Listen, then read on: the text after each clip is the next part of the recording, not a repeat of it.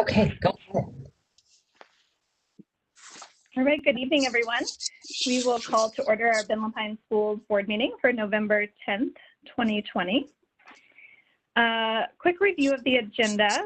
I think, do we have one change of executive limitations moving from, or did that already get changed from the consent agenda to action items? I did do an updated agenda, so it is an action item now. Yeah. Any other changes to the agenda this evening? Nope. All right, so we will move into public comment. We did need to accept public comment both on last month's SIA update before we take action tonight, as well as general public comment, but we did not receive any public comment requests for this evening. So we will move to our consent agenda. Any questions or comments on the consent agenda or a motion to approve?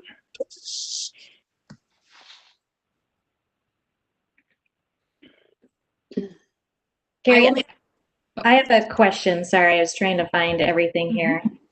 Let me get to it. I noticed some administrative hires of some folks that we have already had hired. So I'm curious, were they put into different positions like Scott or Alandra? Just curious what was happening there.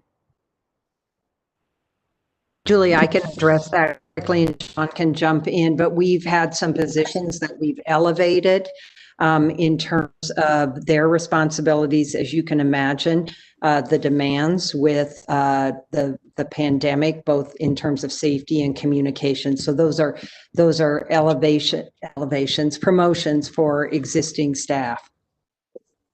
Perfect. Thank you.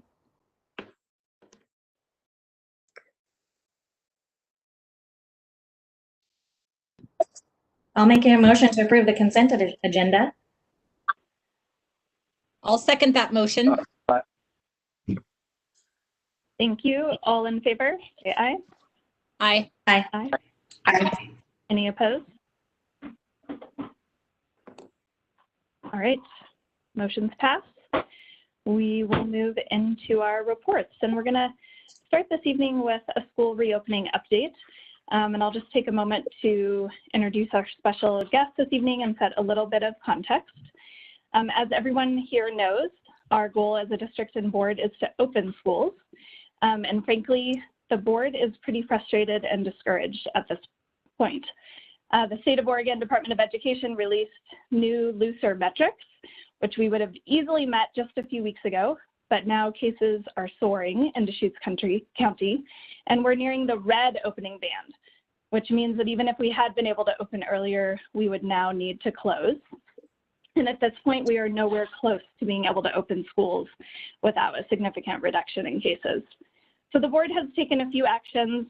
One, we asked Laura and her team to pursue every available option to bring as many students back as possible within the state guidelines, primarily looking at limited in-person instruction. And we're looking forward to hearing an update from Laura on that this evening.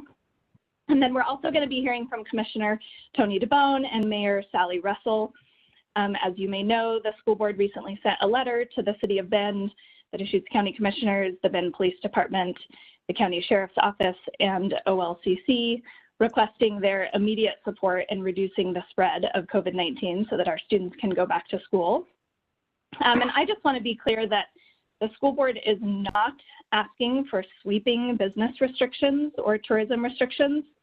To the contrary, we are hopeful that by looking carefully at the science and data about what is causing the spread here locally, that we can pinpoint targeted short-term measures that could help reduce the spread. And so we're asking our partners to look first at just enforcing existing health and safety guidelines, 2, to join us in coordinated messaging, and 3, limited short-term restrictions on business or tourism only if necessary and only if we believe that they are a primary driver of COVID cases locally. So tonight is just the first step in this process. On Thursday, we'll be joining an emergency meeting called by the Bend City Council, where we will hear from our local health authorities and further discuss what measures should be taken. And before I turn it over to Laura, Tony, and Sally, we did receive a statement from St. Charles today, part of what they discussed at a press conference with the governor today. So I just wanted to bring the voice of some of our local medical leaders into the conversation tonight as well. During the press conference, they stated that they are very concerned, the emphasis is theirs, that if we don't see some form of rebound from this spike soon, that they are going to experience incredible stress on their resources.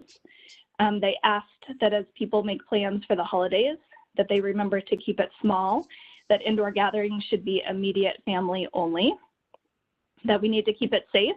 If you choose to gather with those outside your immediate family, that they ask that everyone isolate for 14 days before the holiday and not to attend if they're feeling sick.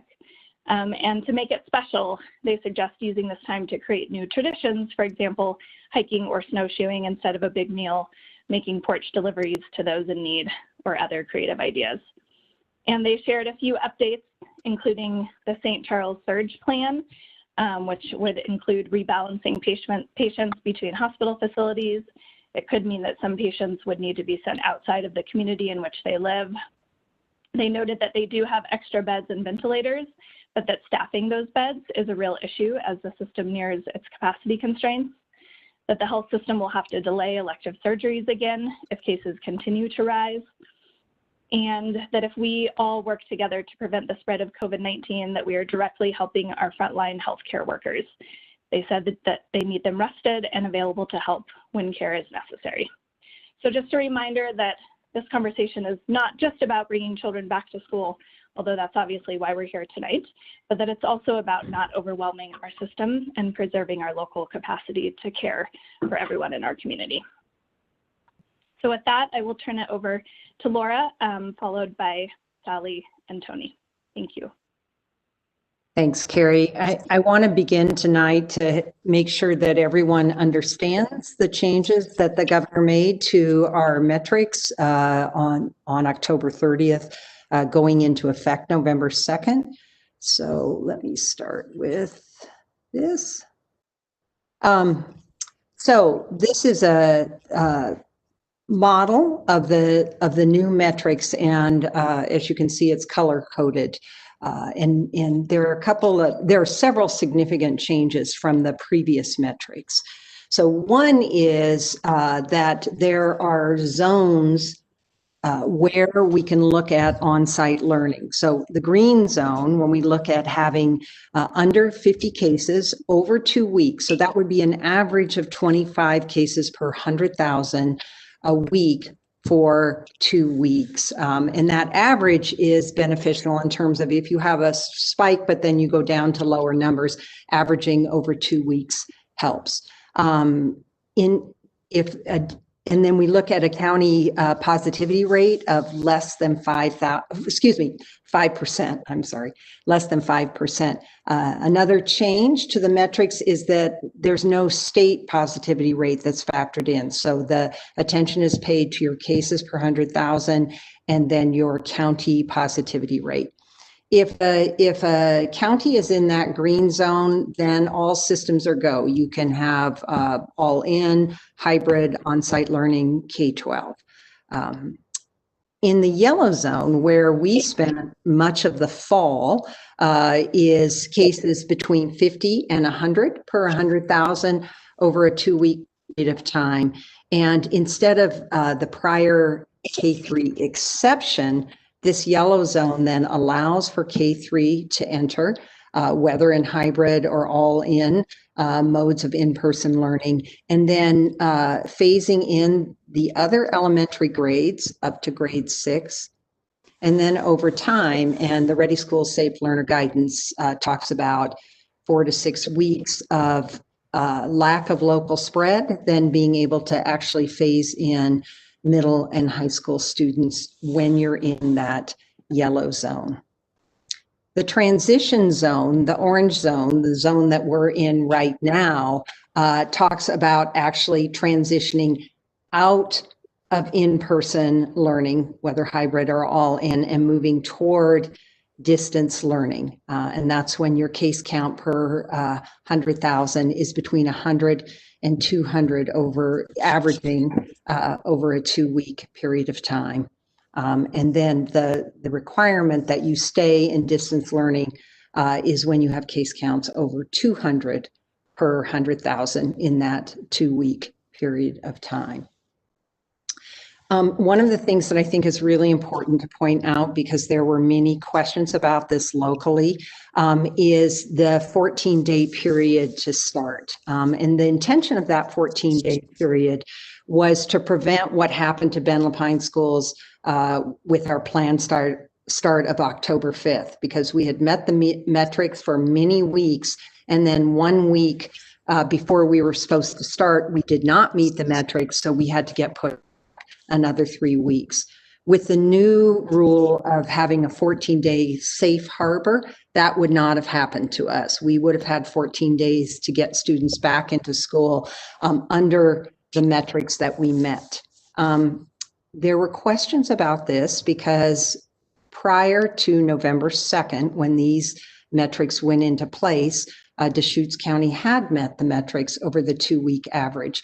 And that caused a number of people to think that it would be okay for us to start under those circumstances.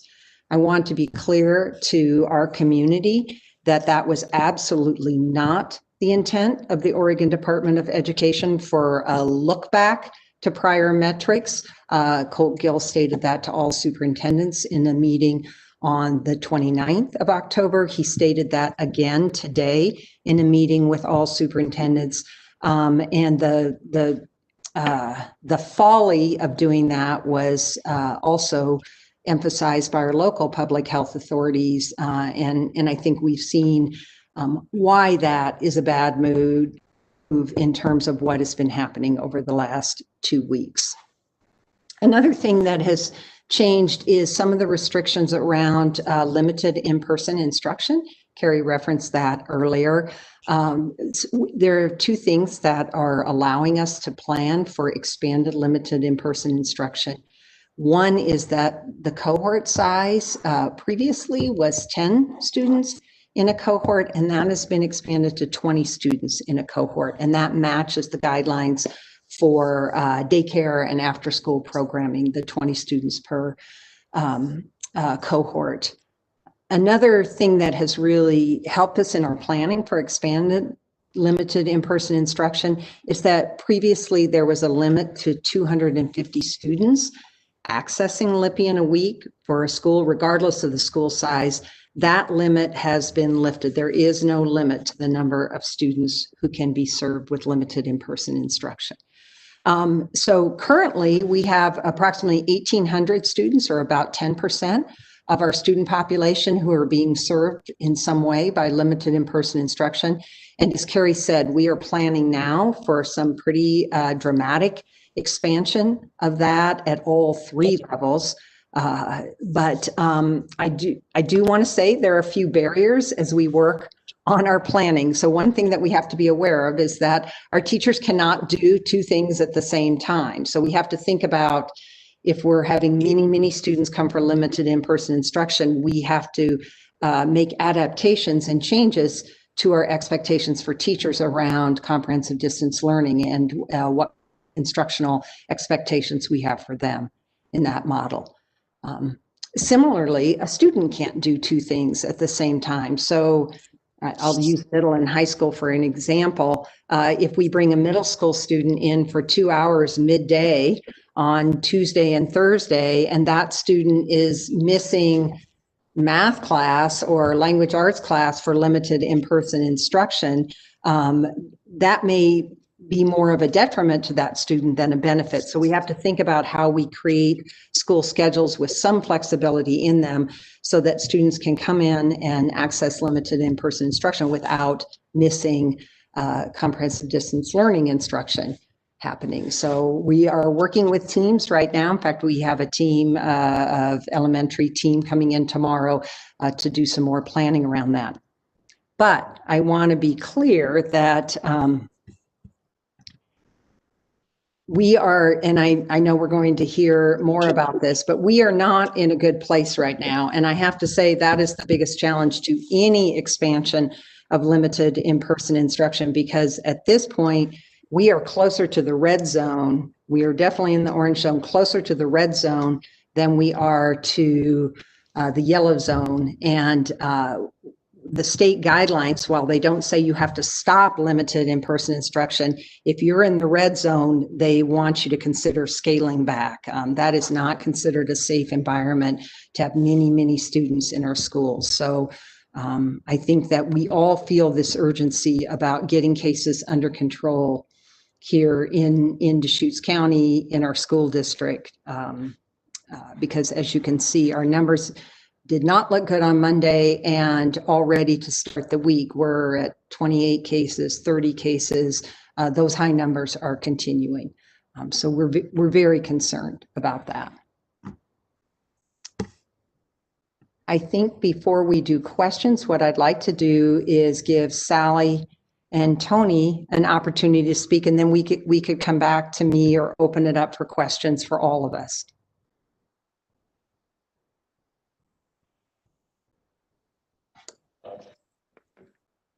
Sally, why don't we go ahead and start with you. I think you have another meeting tonight, so we'll start with Sally. Thank you. Yeah, and I'll hang out as long as I can. So Chair Douglas, Vice Chair Delokia, board members, thank you so much for your service to our community, and Commissioner Bone. It's really great to have you here at the table tonight too, because we're all in this together, and the City Council recognizes that. And I think the question really is, you know, sort of as Laura sketched out, what do we do now?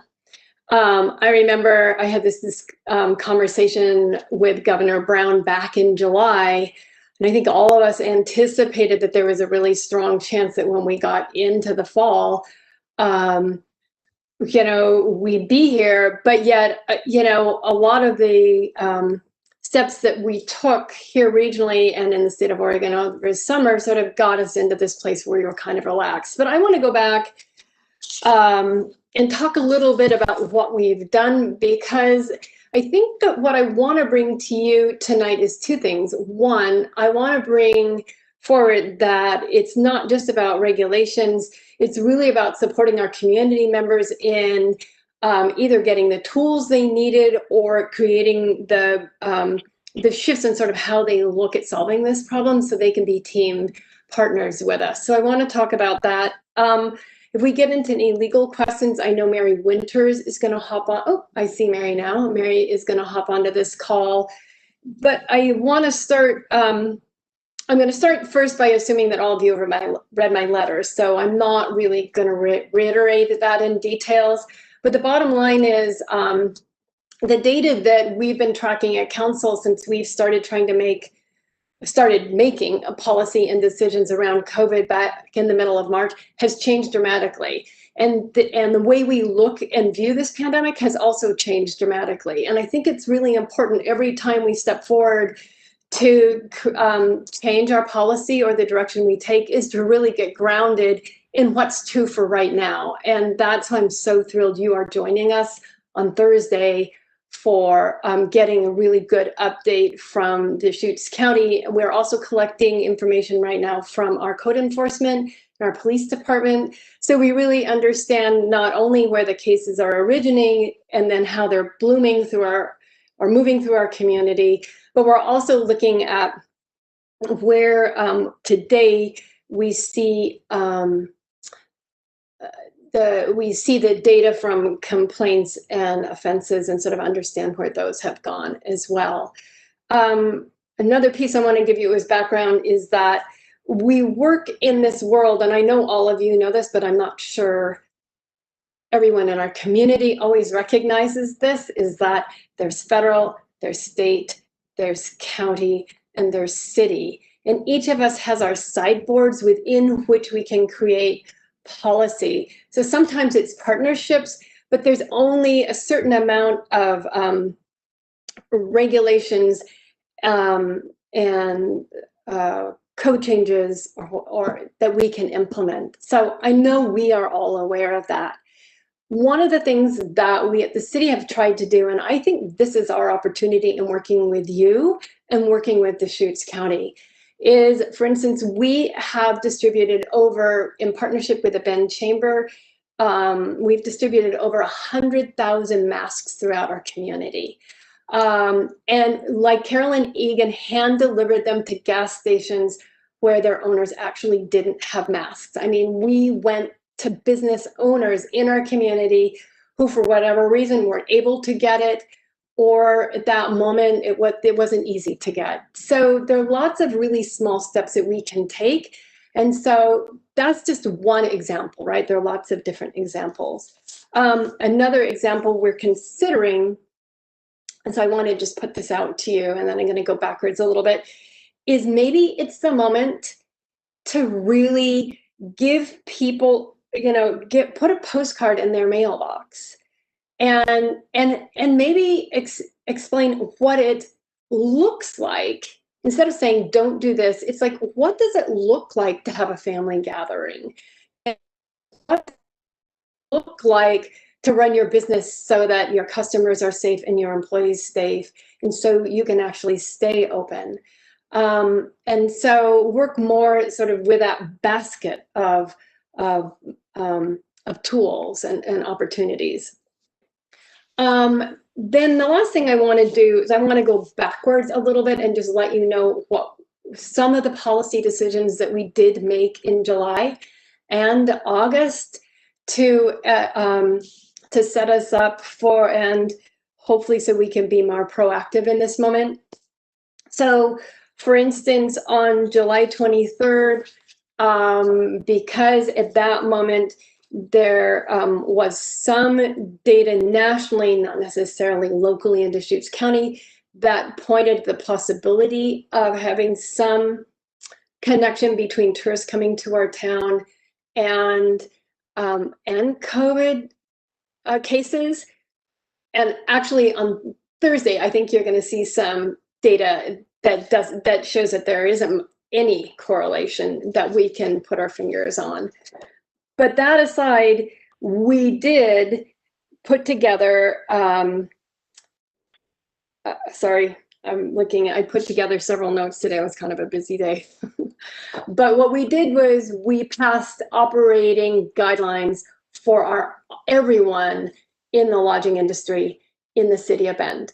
We're only the city of Bend, we can't do it anywhere else. And it was consistent with what had been successful lodging operators could do. It made a difference in the health of the people staying and working in these facilities. So those are some of the sort of the pieces that we have been looking at. It's only one example, but I wanted you to have that piece. Another thing we did was we wanted to focus just on better enforcement on mask wearing. And so we looked at, again, a whole host of possibilities. The one that we landed on and passed was a civil infraction for not following the Oregon Health Authority guidelines on masks. And so there's now a civil infraction in place, enforcement, 100 for 250 the second, 500 the third. And we'll bring more data connected to that at the Thursday meeting. Ultimately, I will say, in sort of watching, the progression of COVID and the ebbs and flows in our community, getting regular check-ins from Deschutes County Health, which I think you have also gotten, is we are now looking at something that really calls for understanding and action on a person-to-person base in our community. We are all socially starved. We're moving into the holidays. There are times when we bring our friends together, we bring our families together. So I think as a community, and I think it's going to take the school district and the county and the city, we need to look at really creative ways, like you did, Carrie, or maybe it was Laura, earlier in this meeting, that said, this is what it looks like. Because I think people have had a lot of don't do this, and there needs to be, there needs to be a few sticks in the basket, but I think we need more carrots in the basket. And I think that's our greatest opportunity to create the change. We have the city making statewide policy. That's a big stick. We do not want to be a watched community, county. We want to stay within the zone, and we want to move this down so we can open our schools, and we can also keep the businesses that the moms and dads of the school children, we need to keep them open.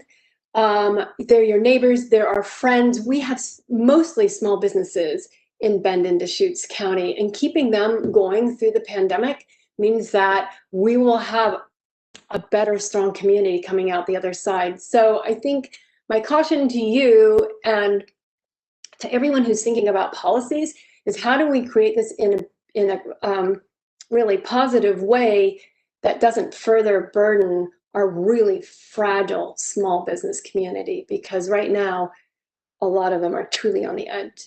So that's all I'm going to say. The last thing I want to remind you is, until 10 a.m. tomorrow morning, we want you to send any questions that you have for Deschutes County Health to either myself and or Eric King. And we already have quite a few, and we are forwarding those on to Nahad and Dr. Conway at Deschutes County Health. So again, I just want to be sure that we have those questions from you, so that, and the last thing is, at the meeting, we are actually going to be able to pull you to the table to participate. We're working through some technical issues, but so you, as a school board, can not only watch it, but we can actually have you be part of the conversation at certain parts of the meeting too. So I'm just going to leave it at that. I know you have questions, but again, I want us to all sort of see the most up-to-date information from Deschutes County Health, and then, knowing what we've tried, sort of figure out what best steps are. And communities and cities all across the United States are having this conversation.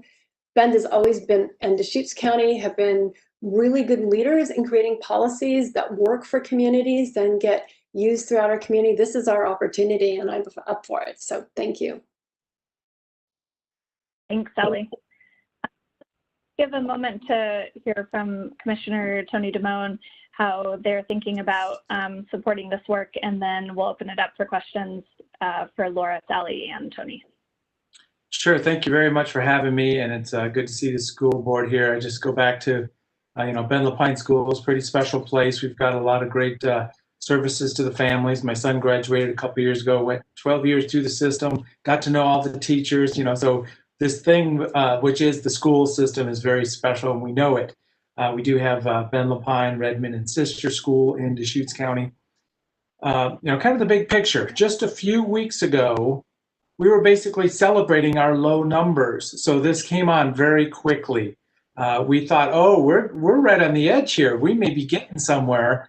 We do have a population of about 200,000 people. So when we see those numbers per 100,000, we just get to double them. And so the math works out pretty simple here.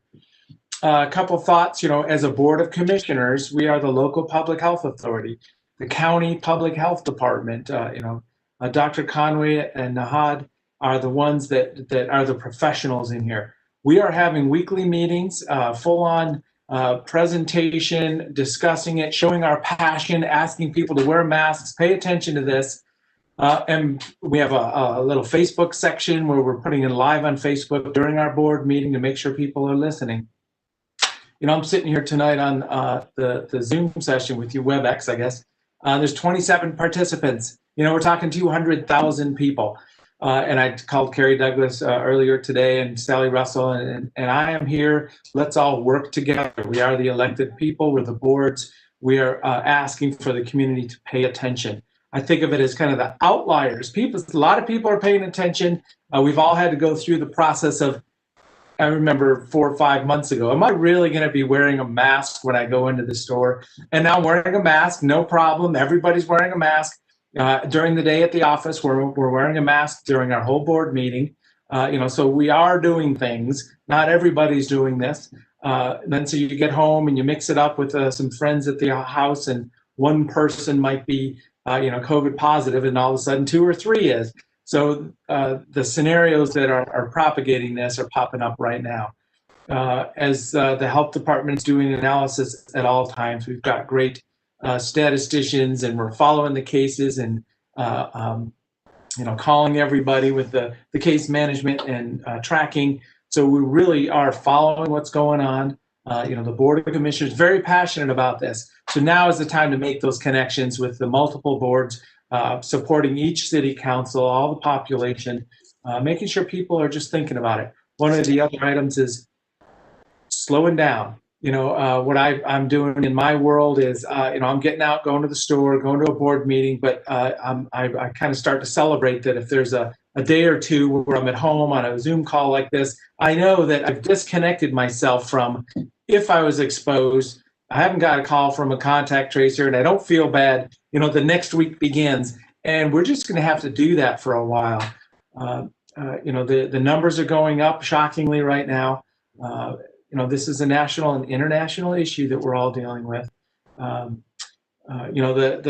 Thank you for sending out the letter. I want the media to follow this too. If we're all working together, asking the community, come on, folks, let's all pay attention here. Slow down together. We're going into the holidays. The weather is changing. We may have flu on top of COVID. We're all have to get through this together.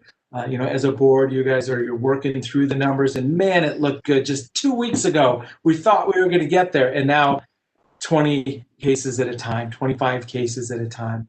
It really just switched gears on us just now. So that's all I'll say to get started, but let's go back and forth and talk if we have some questions. I am going to participate on Thursday at the lunchtime meeting, that new meeting. Dr. George will be there, and we'll all be communicating at that time also. Thank you.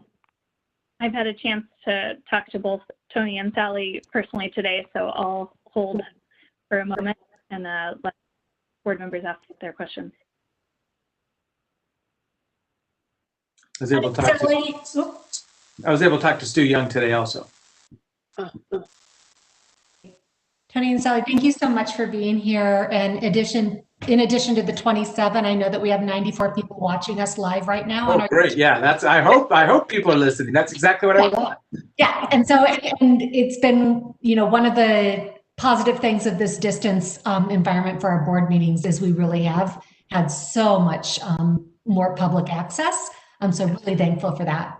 I think that one of the questions that we get a lot as board members that I'd love to just continue to hear your perspectives, but as well as our community, is if we're holding our students to metrics. So if our kids can't go to school unless we're under X number of cases per 100,000, how do we rationalize to kids and families that high-risk businesses are able to stay open when we hit those metrics? And is there a scenario where we should be pushing the state or working together as a community? And I know, Sally, I heard you speak to regulations, and there's only so much we can do, but it's really hard when we get these letters from students and families that, their kids can't go to school because we haven't hit this metric, but a lot of high-risk activities are still open. So I'd just love to hear your thoughts from that and what we might be able to do. Yeah, a couple thoughts. So think about it. I was able to go to the store today. I kind of went in. There's, retail is happening. So a person is at a register seeing a lot of people during the day. And we don't think of those as high-risk activities. There's a barrier. There's, wiping down the counter between transactions or whatever it is. And say, my wife runs a little cell phone support company. People are walking in and out the door all the time. So I don't know that there's inherently a risky business specifically that can't be mitigated without measures, is my point. So so as a board of commissioners, who do we point to and say, okay, you guys got to stop doing what you're doing, because it looks like hand washing, mask wearing, a little bit of social distancing and slowing down is a solution. St. Charles, recently there was a meeting saying that there's no cases transmitted from patient to provider at the hospital. So that gives you confidence that you can control this scenario. How much personal protective equipment, how much cleaning is a function of the effort that makes that case happen, which is wonderful. So it's controllable, so it's people are propagating it, but it's a direct ask. Come on, folks, wear the mask, wash the hands, pay attention. And as I say, I've already been in that spot where I think, do I not feel well today? Does that mean I have a fever? Should I just not leave the house? And I haven't got to that point. But people need to do that instead of checking in at work, because that's what we've seen. This is what happened with the long-term care facility. One person went to work, knew they weren't feeling well, didn't know if they were going to be able to get a test, and then all of a sudden there was propagating cases. So it's a personal choice, individuals at that point. I think just to follow up on that, I think there are a lot of businesses where masks and social distancing are effective and they aren't high risk. I think when I think about this, I'm thinking about places like bars or restaurants where you can't wear a mask because of the activities you're participating in. And we're hearing, I haven't been to a bar in 9 months, but I'm hearing from others that there are situations where dozens of people are in close proximity without masks and without physical distancing. So those are the kinds of, high risk businesses that I think we and others think of. And again, this is not to demonize bars. That is their business. I happen to own 2 businesses that have been decimated. I own a co-working space and an event management business, and they both rely on people being in close proximity as well. Yeah. So I get it. I'm not trying to demonize them. I'm also just trying to be honest about the fact that there may be some businesses that are higher risk than others. And again, how do we rationalize to kids and families that they can't go to school, but a 25-year-old or any age person can go to a bar and take off their mask and enjoy a social evening? Well, let me frame this as we go into Thursday slightly differently. First of all, I think, and I think I said this before, and I want to say this again, it's now the moment that every single one of us in Deschutes County, all 20,000 of us, including our kids, really need to take this to heart and take this seriously. And so when we begin to take personal responsibility for our actions, I think each single one of us, not only within the people, right, who are on this Zoom call today and at this table today, but really to be able to get our entire community to understand the cost to the rest of, to not only themselves and their friends and their family, but all the people that they depend on for their services in our community. So that's one piece. The second piece is in terms of what businesses and where is this really, what businesses and what activities are more risky than others. But as you begin to zoom in on certain types of businesses, and so I'll say bars, ultimately the regulations now that OLCC has in place should be addressing risky behavior. And so we saw that when, like this week, when they shut down the city.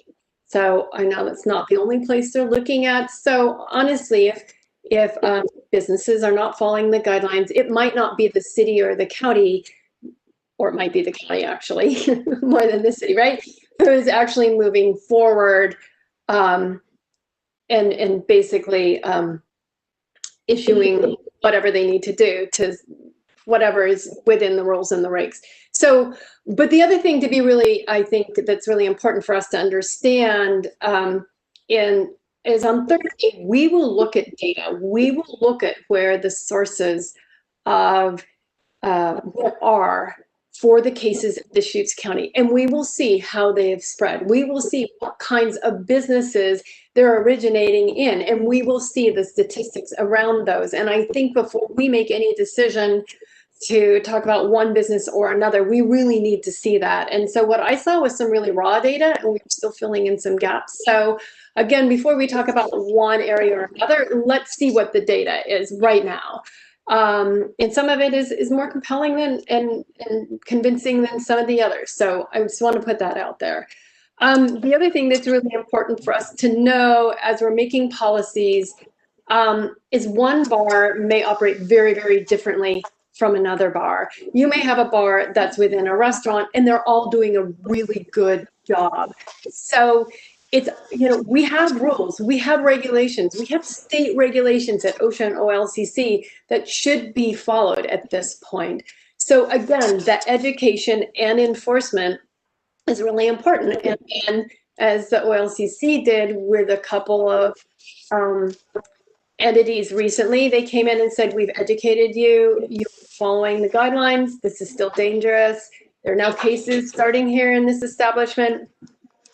You need a big pause. So, let's be clear again, because we have so many businesses, especially in those types of service sectors, that are really fragile. And so, we do the big fell swoop. It's a huge cost to our community in a different way. And I know we have to get our kids back to school. So I'm not saying that shouldn't be the end goal, but again, maybe there's some strategies to get us further faster.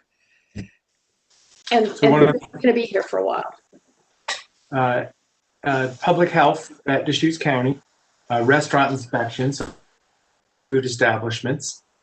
We have switched from a simple inspection of the kitchen to a full-on consulting mode.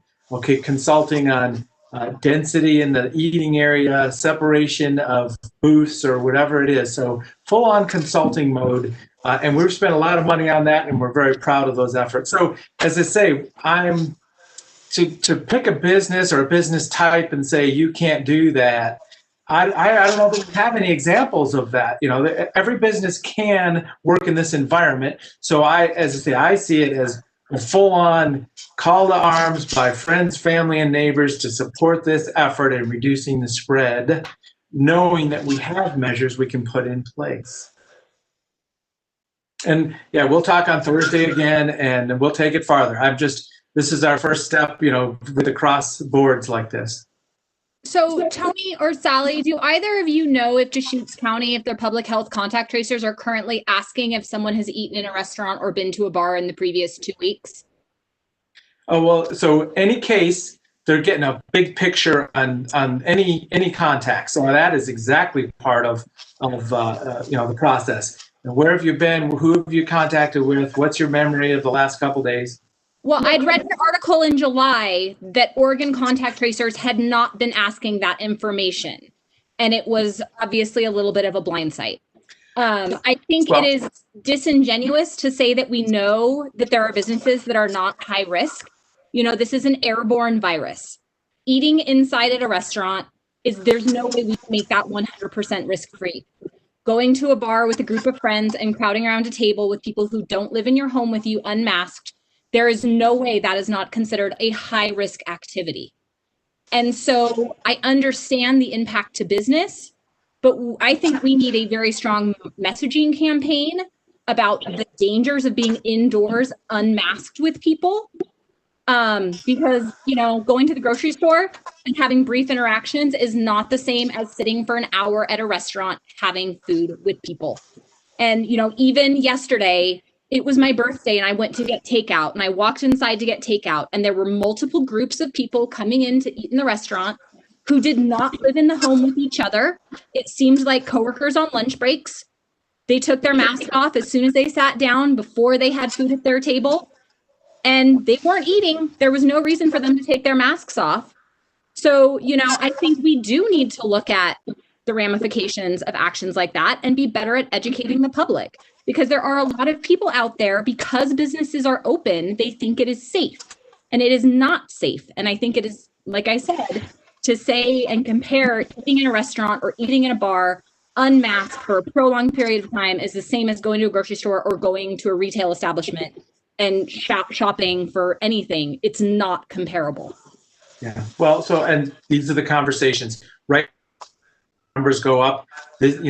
What your advocacy right there for that topic is a discussion. Let's bring it on. Let's have that discussion. Have the health department explain, what we've done, what mitigations are out there, or, maybe there is a conclusion there. I'm not here to offer that to, a decision. Amy, I saw that in the question thread that actually went to the Deschutes County Health people. And so So there was a question about contact tracers in that specifically, that you may have sent that. I don't know who sent that question, but someone has. And so let's make sure that question goes to them. Yep. Yeah, the CDC has recognized spread in restaurants, and there have been multiple studies showing spread in restaurants. And I love restaurants, and I get takeout several times a week because I want to support local business.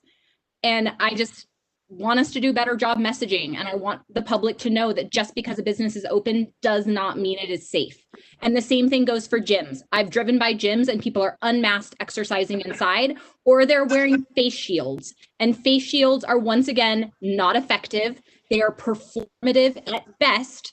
And as a city and as leaders, we need to be messaging that and making sure that we aren't wearing face shields, people we love aren't wearing face shields, and working on making sure face shields are not allowed, and we are really enforcing masking. Thank you. Thank you. I also note that I think one of you said that it's hard to determine which businesses are risky. I do just want to note that my husband and I own a company that produces outdoor running events, and we have been completely shut down. None of our events have been permitted. We have brought in zero revenues in March. So there has already been action taken on some businesses. And again, we produce outdoor events. So, again, following the science and really looking at it, I'm willing to make that sacrifice for our community and kids. It sucks, but you have already, had an impact on some businesses. So we need to continue to follow the science. To follow up on Carrie's comment, are there what support systems do we have in place? I know we had the PPP money in the spring. Is there some support or funding for businesses that are impacted, such as the business that Carrie mentioned? So the direct grant process is happening, and that's the CARES Act dollars from the federal government. So the Bend Chamber has been really proactive in doing an application process and distributing those dollars. I know the city of Bend and Deschutes County proper, we're putting hundreds of thousands of dollars through those processes. It's a application process, and it's showing the impacts of businesses. So there's definitely dollars flowing right now. In fact, it's going to be an interesting point in time because the CARES Act dollars expire at the end of this year. $2 trillion or whatever that the federal government distributed around the country. There's a pool of dollars, and it's being distributed to the end of the year. And then the federal government, may do this again in some fashion also.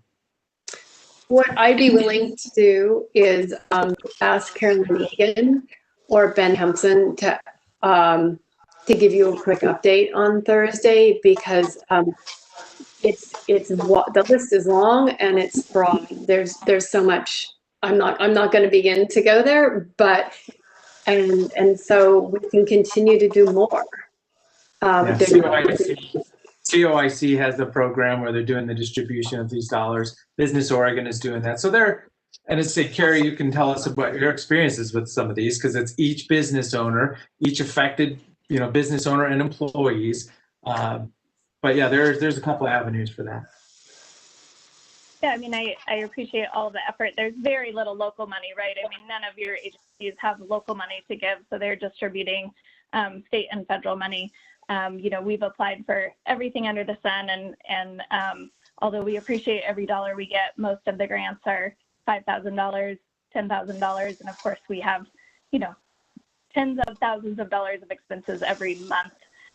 So the help has been not nearly enough to keep businesses alive, if we're being honest. Yeah, and the one thing that I do want to point out is I actually just wrote a blog on this about 3 weeks ago, is that city teams actually repurposed a lot of what they were responsible for moving into COVID to be more immediately responsive to our citywide businesses.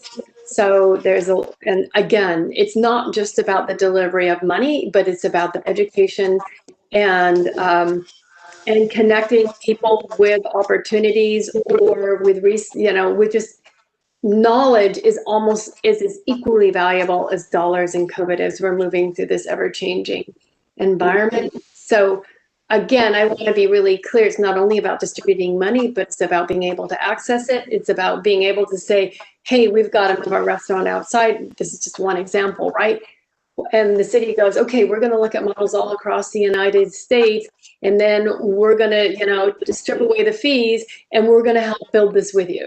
So those are the types of things we can, we have done, and we will continue to do. I think, again, the question is, what's next?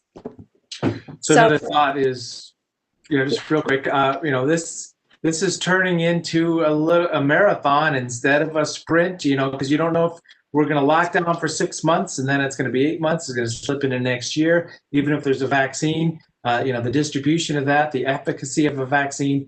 So this is a long period that we're dealing with here. So back to opening up schools right now, I am here to advocate. Let's all work together. Let's make sure that the community knows there's support and camaraderie from the elected boards, letting the world know that the goal is to open schools. We all want that to happen. That's going to help families with kids. It's going to help people that are working, and hopefully even make the economy go around when we can, figure out how to do this. So that's my goal tonight, is to make sure we all know each other and we're moving forward together. That's well said. Carrie, I just wanted to ask Mary Winters quickly if there's anything that you think would help people sort of think through this conversation and get everybody ready going into the Thursday meeting. Yeah. Hello, everybody. It's nice to see you.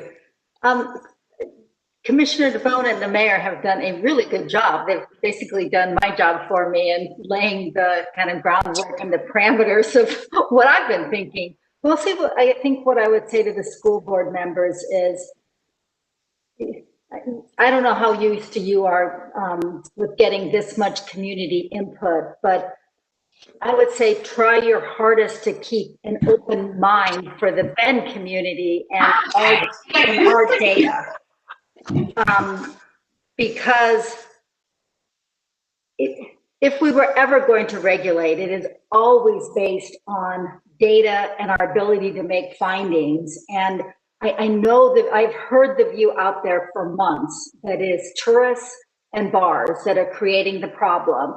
And in some communities, that is true. But I would say so far, that is not what the data has shown in Central Oregon. And if you believe what the state is doing, and I think there's some really bright people and public health officials working with the governor, that the cities that are under the pause order that just came out, in the counties, those are all social gatherings. That's what they seem to be finding at the state level as the biggest cause of community spread. So if we all, as community leaders, kind of jump on the bandwagon of it's all bars and restaurants, and we miss the target, that it's actually all of us needing to be more careful at Thanksgiving and Christmas, our numbers won't go down and we'll still have a lot of positive tests. So I would just really encourage you to listen to the numbers that Dr. Conway and Nahat are going to, and the problem with COVID is it's this horribly annoying disease that it's this look back, right? There's behavior, then there's tests, and there's a delay. So we never know completely for sure what a cause may be. But when we label certain industries as risky and think that that will solve the problem, if the data doesn't support that, it not only creates legal risk, and you get me all worried saying, well, we can't do it, but it also actually won't solve the problem if we don't follow the science. So again, I just really encourage you to, and I think Commissioner DeBone was talking about, just our own slowing down and not doing all the things and getting that message out to the community about we all have to be in this for the long haul, no matter how hard it is. When parents just want certainly an easy answer, but an answer that makes everybody feel like we'd be solving it when maybe we won't be. And I will tell you, there's a case right now that's pending in federal district court when the Tillamook County shut down lodging operators. And it's kind of a complicated case, but I was just looking at it this afternoon, and the county's been sued, and they're got lots of litigation going on, but that's what cities will look at and one of their big issues in that case is that they didn't have data. They did not have backup for what the county did. I don't know how the federal court's going to rule, but if what you do as regulators is react based on what's happening in another city or react based on articles without local information from your own public health officials, it's problematic and it may not work, most importantly. That's the most important thing. Yeah, thank you for that, Mary. And again, I want to be really clear that the school board is not taking any specific position on what action should be taken. We very specifically want to ask you all to listen to the science, as you just said, Mary, and help us understand where spread is actually occurring. I and others are a huge advocate for businesses and do not want to see, business restrictions as the first measure at all, especially if that's not where the spread is happening. I think the question that started off tonight from Melissa was about perception, and I think we can all understand why people would be really frustrated that they can't go to school, but people can go to bars. That's just sort of it's an easy perception problem, but I want to be really clear that we are not advocating for that as a specific solution. We want to better understand what is causing the spread. We understand that house parties and small family and friend gatherings is a huge problem. And we really ultimately are begging our public, for 2 or 3 weeks at least, can we please go back to kind of a voluntary stay-at-home order? Hang out with your immediate family, wear masks if you're with, people who aren't in your immediate family. I hang out with friends outside by the fire pit with masks on, and it's almost as much fun as being indoors without masks. We can do it, and we completely understand that this is every individual's responsibility.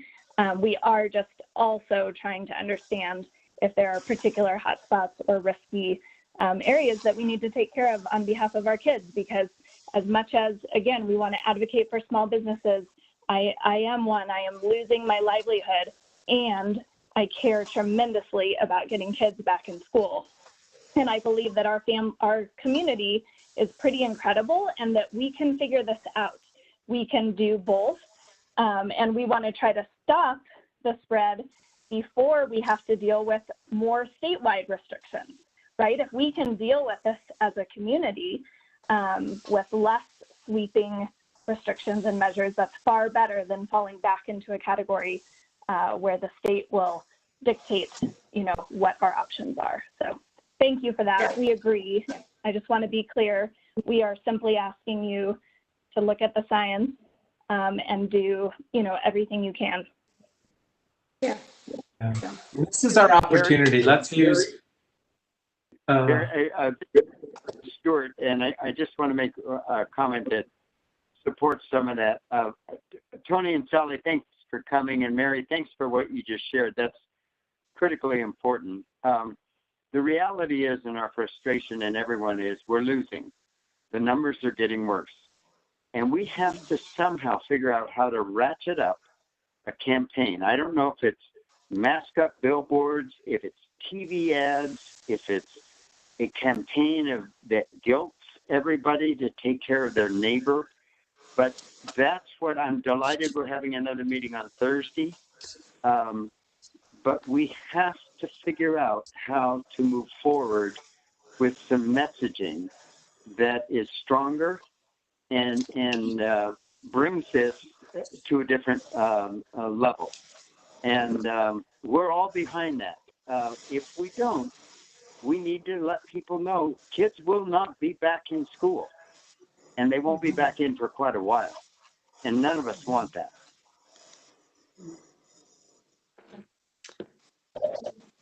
Yeah, I want that.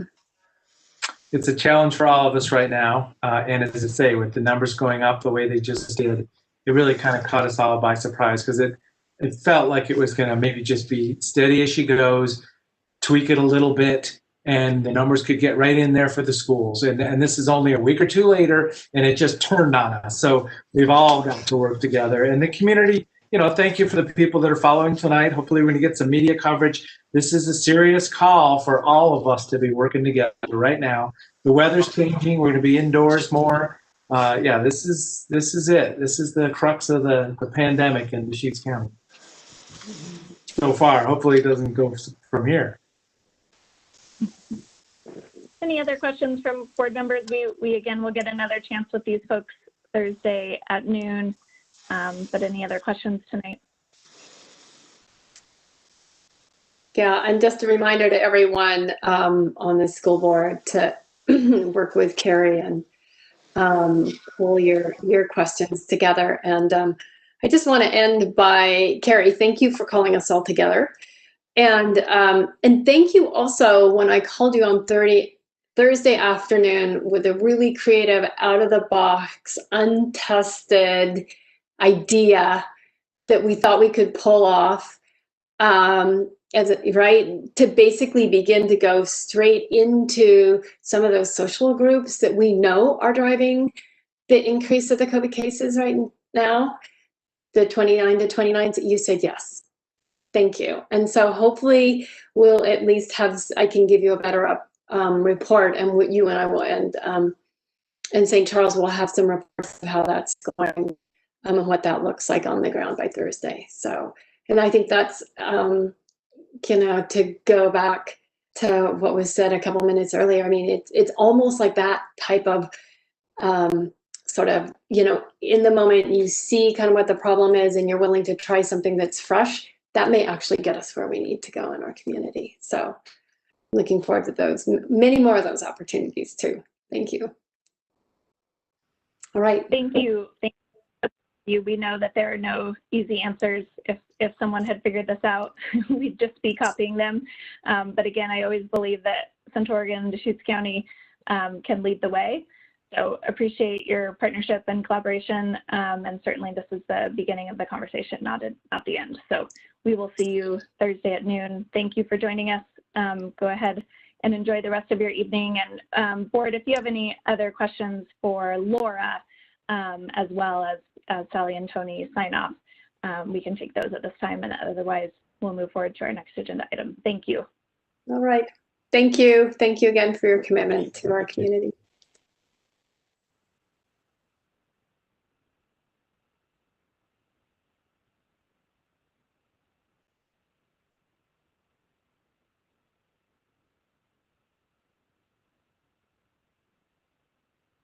Okay. Well, if there are no other questions for Laura, we can move into our executive limitation conversation. Great. Thank you. Thank you, Carrie. I'm going to turn it over to Katie to lead that conversation. Thank you, Laura. Good evening, everyone. So I'm going to highlight for you this evening some of the work our district is doing in relation to 4 of our executive limitations. Specifically EL3, which is treatment of students, parents, guardians, and the public. EL4, treatment of staff. EL5, staff compensation and development, and EL6, staff evaluation. So you have the reports for each of these ELs in your packets, and you have those summaries as well. I'm not going to take time to read through all of that information, assuming that you hopefully have had an opportunity to look through it yourselves or may later this week. But what I do want to do is highlight a few of the key accomplishments from last year and some priorities for this year. Then if you have any additional questions, happy to answer those as well. I also invited Kinsey, John, and Dave Van Loo to give you some more information about a few of these. So what I'm going to do is go kind of just highlight the major accomplishments from last year and the priorities for this year for each of those 4, because honestly, they're very connected in many ways. And then at the end, we can obviously take some questions. So in terms of EL3, which is treatment of students and families, one of the key areas I want to highlight there in terms of last year was our excellence and equity review process. Very robust process that involved 36 different listening sessions with different affinity groups of students and families. There was a huge focus on our families who've historically been underserved. And then that work has sparked a lot of actions intended to respond to what we learned. For example, and looking at priorities for this year in that EL, we have started the formation of our Equity Coalition. This is a group that will inform the work of the district, including professional learning priorities, curriculum review process, and serve as key communicators with our community. You heard some of that work at our October 27th board work session. Sonia and Chris introduced that work, and we haven't selected that entire team yet, but we are in the process of doing that. Additionally, for this year, a priority in this EL is to develop, we have developed actually a partnership with Bright. You've heard us talk about Bright before. They are helping us with some SEL work in all of our high schools. We also have partnered with them to provide all administrators and supervisors training in racism, bias, and discrimination. We've had 3 sessions so far with Bright with all of our administrators and supervisors in our district. We'll have our next one coming up, and we'll have a total of 7 of those this year. Additionally, as a priority for this year, we are continuing our movement away from exclusionary disciplinary practices, which is including restorative justice training for all of our high school and middle school staffs. We just had a session last week, 2-day session, where we had teams from all of our high schools and middle schools. Great session, great training. And then moving into EL4, which is focused on treatment of staff. So last year was the first year of our Culture of Care project. That's a grant, actually a regional grant. So there's work happening in relationship to this grant all over our region. And the main focus for that is supporting students navigating trauma, to train all of our staff in trauma-informed practices. We have coaches that work with us throughout the region, work with specific schools on strategies. They're also working in partnership with Bright. Additionally, last year, and this year, actually, we're continuing to work with all of our associations to ensure safe working environments in our pandemic. And that is a very robust initiative we're working on and continue to work on. And then our priorities for this year, I've asked John to help us just share with you some data related to this. So we're continuing to diversify our workforce to increase the number of employees of color and the number of employees who speak languages other than English at all levels of our organization. And so John has some data for us that he was going to share. John, are you okay to do that right now? Yes, I am. It looks Awesome. like Andrea just gave me access to present. So thank you, everyone, for being here tonight. It looks like from the clock, you just went past your 2-hour mark. So it's been a long evening for you. Of course, we're going to get this up. All right. Can everybody see this? Yep. Thank you, John. We can see it. Absolutely. Thank you. So my understanding was that the board was asking for some district demographics. And so I went ahead and put together about 5 slides, not too many for tonight, but just to really look, first of all, at student and staff demographics, focusing on ethnicity and race. And then the last couple of slides are to look at our employee groups, focusing on race, ethnicity, and looking at the difference in gender in those groups. And so student demographics here, and I don't know how familiar you guys are with what our regional demographics look like as far as our county or our city. They look very similar, and I always like to start looking at student demographics and our local demographics because it's important to know that. And my belief is that our workforce should match that. And I'm talking about our school here. These are our students. This number right here, 12%. Most of these numbers are pretty in line with our county and city, except for the 12% here, Hispanic. Our city and county is somewhere between 8 and 9%. So this number is a little larger. And this number we're going to look at a lot tonight because that number, we are not where we want to be. I had said that we want our workforce to match that of our community, but we're not there. So we're still doing work on that. So current staff demographics, again, listed here. Here's the number I just showed you, that 12%. We're only at 4.5%, and that's our biggest discrepancy. The rest of these are within a few percentages, but that's the one that we've been focusing on quite a bit. And again, I start talking and I go fast, and I don't wait for people to ask questions. So if people have those, please chime in.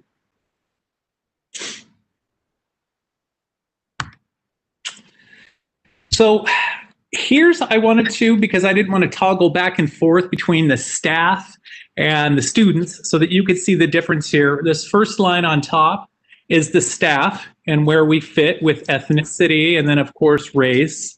And then on the bottom here, we have our students. Again, the largest difference here. We also have under Black African American, we're such a low percentage, but that's still a difference that I always like to look at.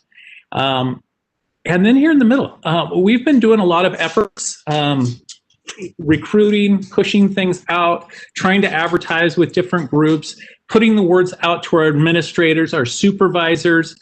We've looked at these exact numbers and just said, hey, until we're at this level, until our workforce reflects and represents our community or looks like our community, our work's not done. So a little exciting. We're trending. Are we there? No. Are we trending in the right direction? But since hiring from March 1st, here's what some of our numbers look like. Again, that's only about 160 new hires, but being able to see this number, almost 7%, is positive. Am I happy? Like, hey, we're there? No. Am I happy we're trending in the right direction? Yes, I am.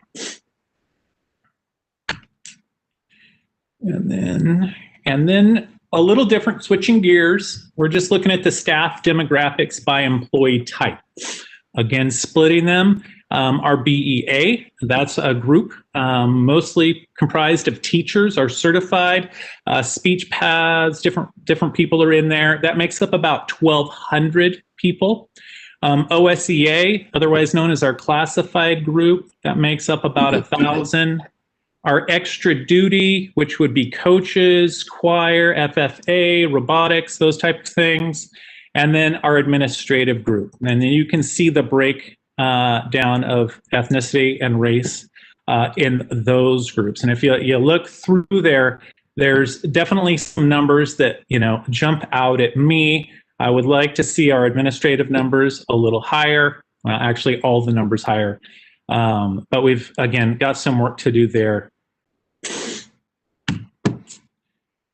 And then dividing it out, in gender, and this is the one piece that we've looked at or haven't looked at yet, is by gender.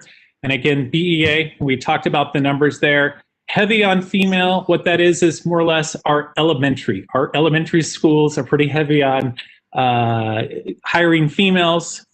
OSEA, our classified group, same. We get to the extra duty, again, we talked about, there's some coaches and stuff.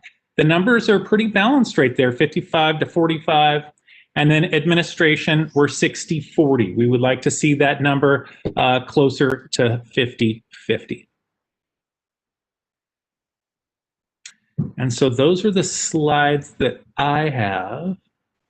And I'm going to leave these, well, I don't know if I'll leave these up because I can't see anybody. Thank you, John. Yeah, you're welcome.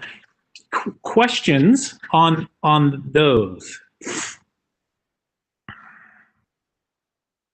John, I just want to give an appreciation. I feel like this is the kind of data that we really want to look at. I don't know that I haven't seen this type of data before, and just really want to acknowledge that. And I want to acknowledge also just not just the ethnicity piece, but I do want to just name that gender piece, and that we go from a 30-70 distribution within BEA, male to female, and then when we get up to the admin level that we're at 60-40, flopped the other way. And so I just really appreciate us looking not just at the ethnicity, but at the gender piece as well. Thank you.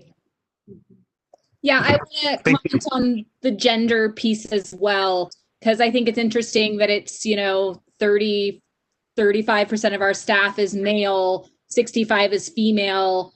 which means that to me, administration should be 35% male and 65% female, and it should reflect the overall organization. It should not be 50-50. It should be reflective of the gender mix overall.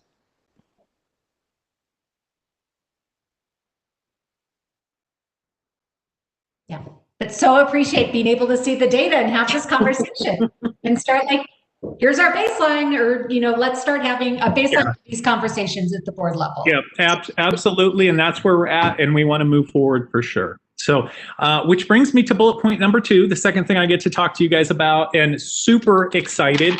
Totally appreciate the district's support in this. And then also the board's support is that we get to hire a director for recruiting and retention. In fact, I've got that backwards. We're calling it retention and recruiting. And that has been posted.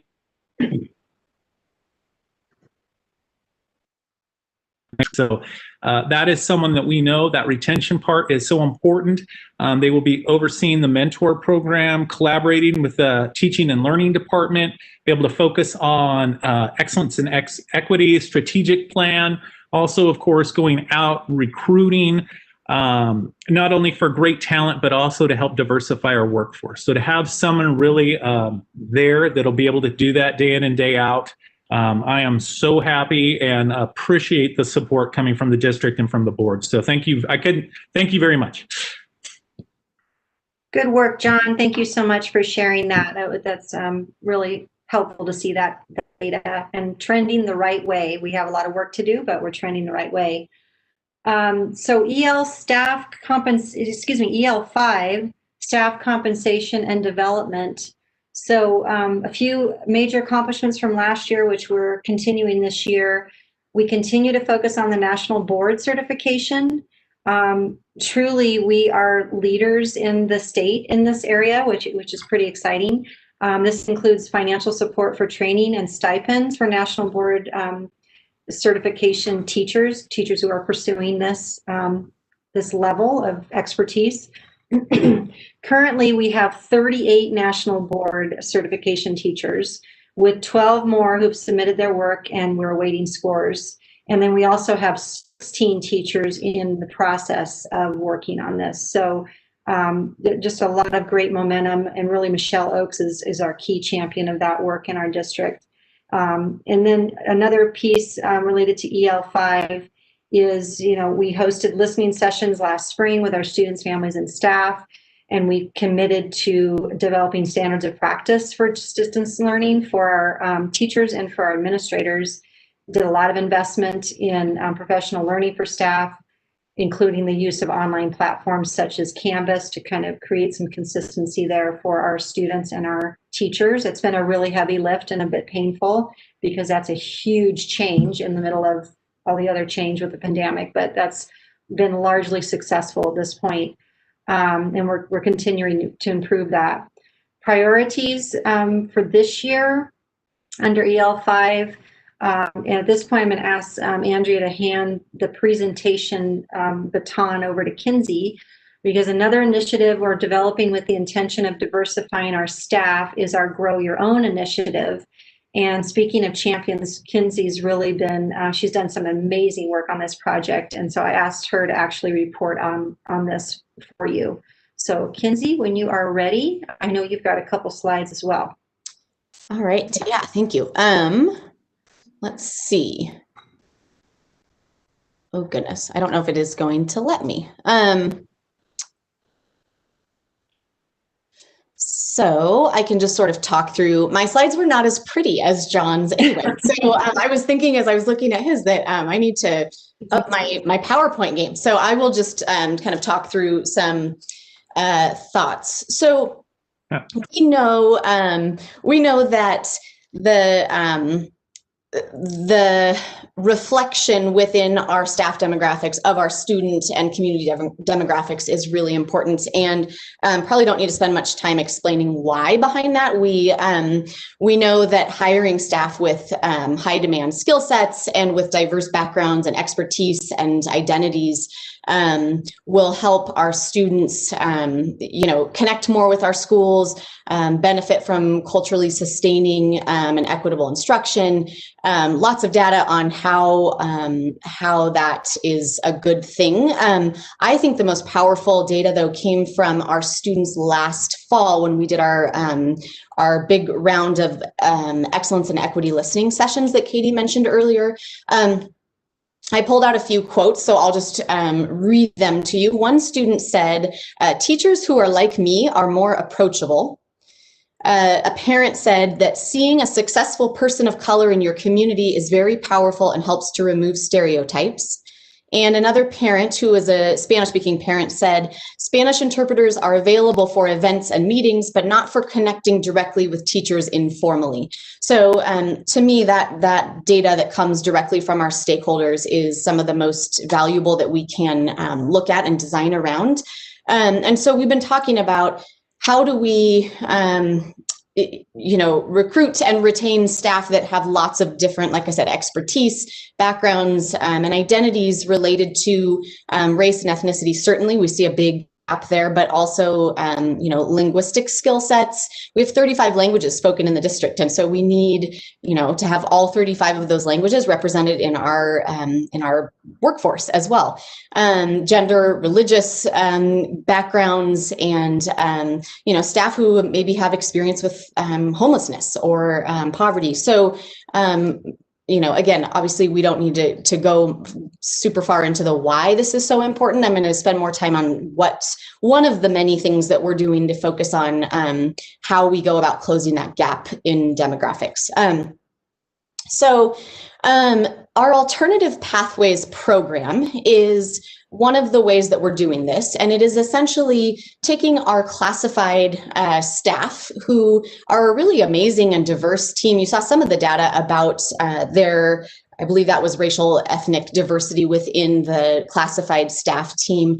But we also know they just have a really wide depth of life and professional experiences that they bring to our district. And so we've been working the past few years to figure out how do we help those of them who are interested in pursuing a certified teaching or counseling or similar role. How do we remove institutional barriers, financial barriers, and help these really dedicated staff members think about their professional development within our system? So that is our Alternative Pathways program, which is we've been really trying to make more concrete and developed over the past 3 years. And I would say there's still a lot of work for this new director to be doing with the program itself. But basically, we start by identifying our specialized and hard to fill positions. So things like our dual language immersion teachers, life skills, school psychologists, ELL specialists, general ed teachers who, a math teacher, but who is bilingual or bicultural. So a wide variety of areas that we know don't match between staff and student demographics, and or that we traditionally have a really hard time filling as far as specific expertise. And then we have an application process that our classified staff go through who are interested in that support. And from there, we select as many as we can, given our budget and capacity. And then we work with them to mitigate, like I said, financial and institutional barriers. So we are working to provide some coverage for them when many teacher prep programs require a chunk of time that someone has to be doing their student teaching, for example, or their internship. And for a lot of people, not working during that time is not an option. So we're working on financial supports for them during that point. And then some of the institutional barriers, things like testing and fees for things like, even fingerprinting to be able to work in our schools, that kind of thing. So we're working on identifying all of those barriers that are very different for different candidates, and then B, helping find workarounds and support from within the district, and also with our university partners. George Fox University is one that we are, formalizing our relationship because there's some pretty direct pathway options for our classified staff, but we are really excited to work with all of our local partners and universities as well. And then next steps, like I mentioned earlier, there's still a lot of work to be done. This new recruitment and retention director will get to sort of grow the Grow Your Own program. And then we're also turning our attention to students. We know that we have some amazing kids in our schools who would make really awesome educators, and maybe just haven't seen themselves in a teacher role because we don't necessarily have all the different teacher identities and backgrounds there for them to connect with. And so we're talking about how do we start intentionally reaching out to students and saying, hey, we thought about education, and then supporting them along the way in a slightly longer pathway to then come back and teach for us. So that is where we've gotten so far with the Alternative Pathways program. I can stop there for a second before I jump into lead cohort stuff. Katie, do you want me to go straight into lead or take a second? Thank you so much, Kinsey. I really appreciate you highlighting that work. And as she mentioned, we do have a team now that's working on developing. We've had cadet teaching programs in all of our high schools for many years. They used to be a lot more robust, but they've sort of, basically not as robust in the last few years, but we're looking to sort of re-energize those programs under this sort of umbrella of Grow Your Own. And then how can we, really try to encourage students to think about education as an option for a career or profession, and specifically tapping the shoulder, as Kinsey mentioned, of students who may be bilingual or students of color. So we're working with regional partners on that under the Regional Education Network work. And then also Kinsey was involved with Bruce in writing a grant for the Grow Your Own initiative. That's kind of a separate piece that we're looking at. So really excited about both of those initiatives. I mean, one thing that Kinsey didn't highlight, but that we are concerned about is honestly the number of folks considering going into education as a profession is decreasing, not just in our state, but really nationally. And so we need to kind of rebrand that whole profession as an option and how important it is for our democracy, for our world, really. So that's part of kind of the reason why we're focusing on, again, our students in high school to get them thinking specifically about that as a pathway. Any questions for Kinsey or about that particular initiative or wonderings you have?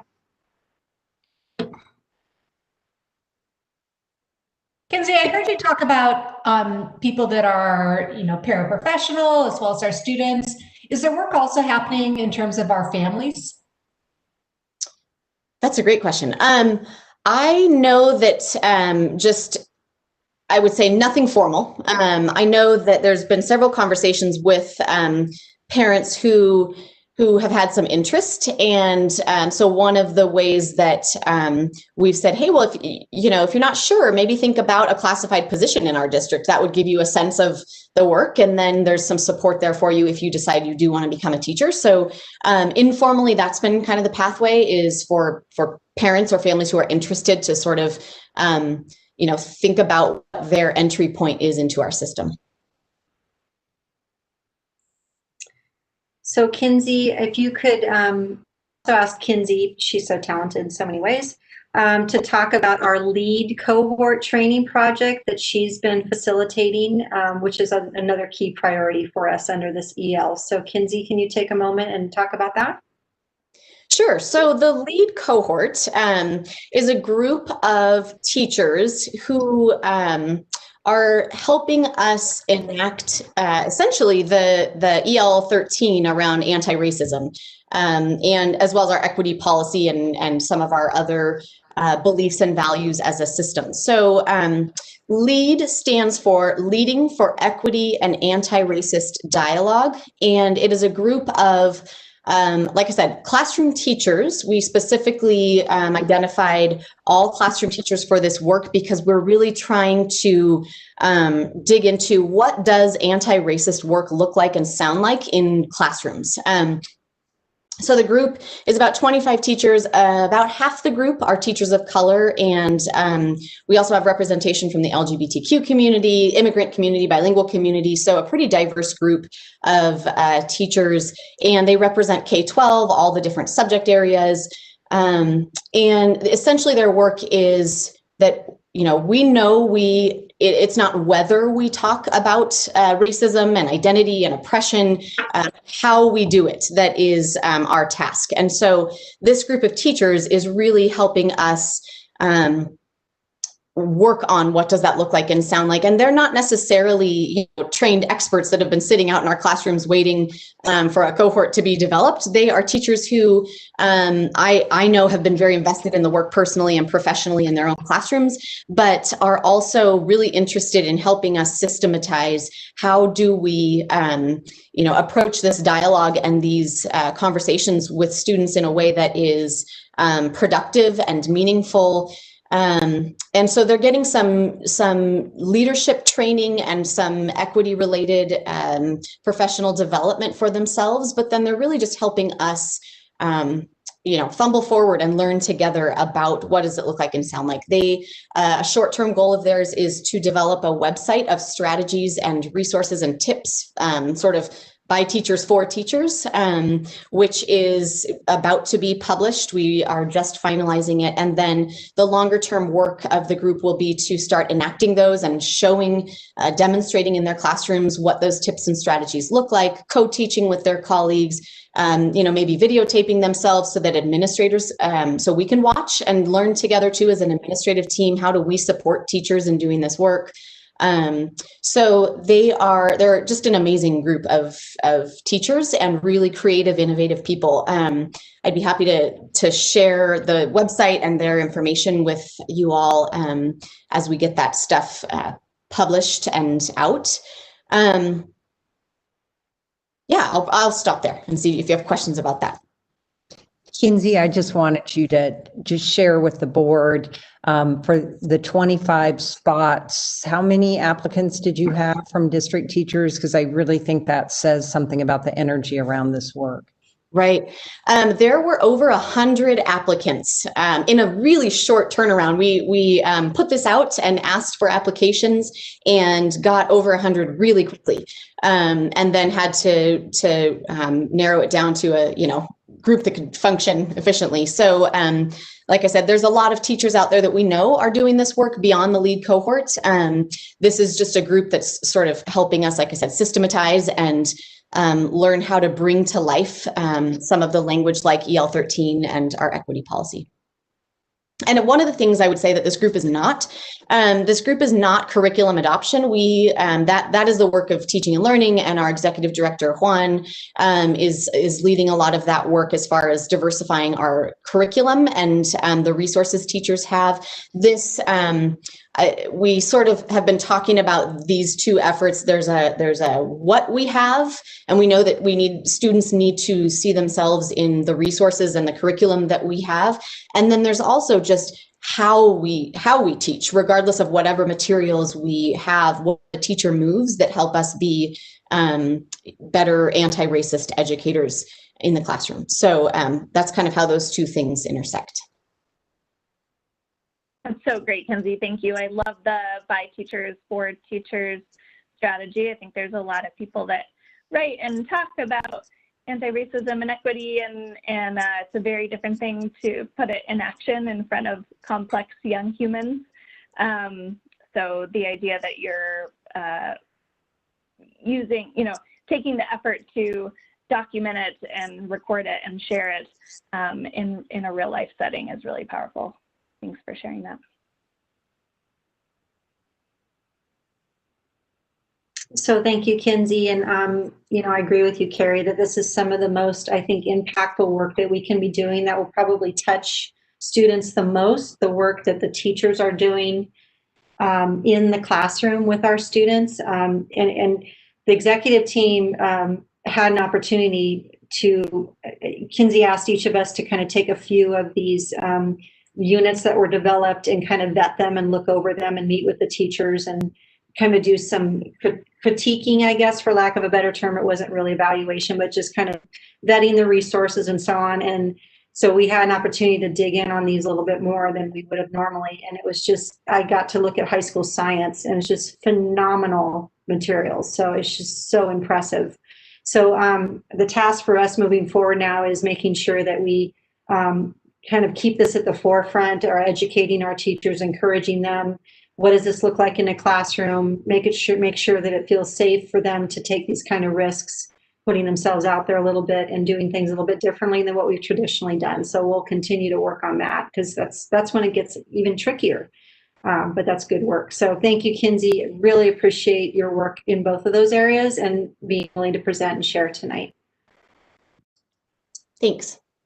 Yeah, thank you. So the last EL6, I just wanted to highlight a couple things here. So last year, this focus for this EL is staff evaluation. Last year, we implemented a new evaluation system for our classified employees with a rubric that really better aligns with our teacher and administrator evaluation system and provides more opportunities for feedback focused on growth. And then for this year, we are working, John and I are co-facilitating an evaluation team, working with our BEA team. We're creating some focus areas for observation, feedback, and evaluation in our current system, given the fact that obviously we have student and staff needs that are different this year in distance learning. So working with our teachers in BEA to kind of think what are our areas for focus, knowing that a lot of our teachers are really in uncharted territory in terms of distance learning and what that looks like. So we're not changing the evaluation system per se, we're just kind of adjusting it for our current scenario.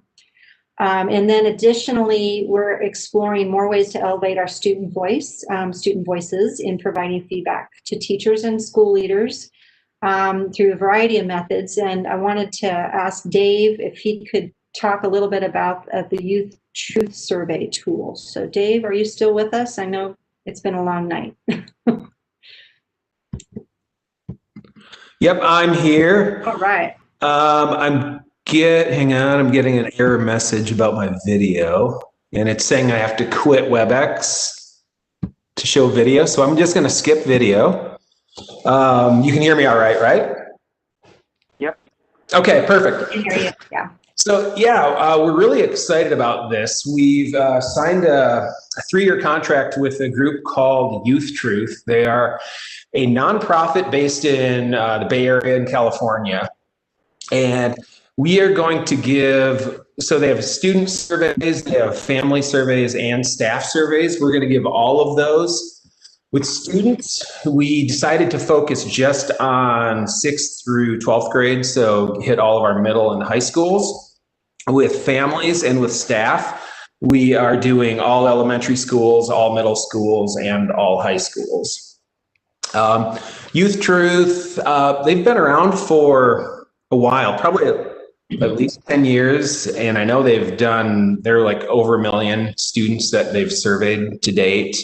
And we looked at a few different companies, and like the others, all of them we looked at, frankly, had published reliability and validity data were pretty open with how they constructed their surveys and questions and whatnot. But we were really impressed with the quality of the questions that Youth Truth had to offer.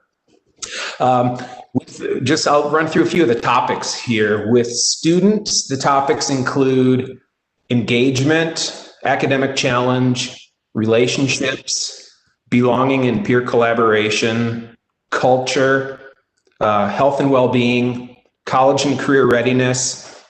And then there are a couple of add-on surveys that they have that we decided to do. One is all around distance learning, and one is around diversity, equity, and inclusion.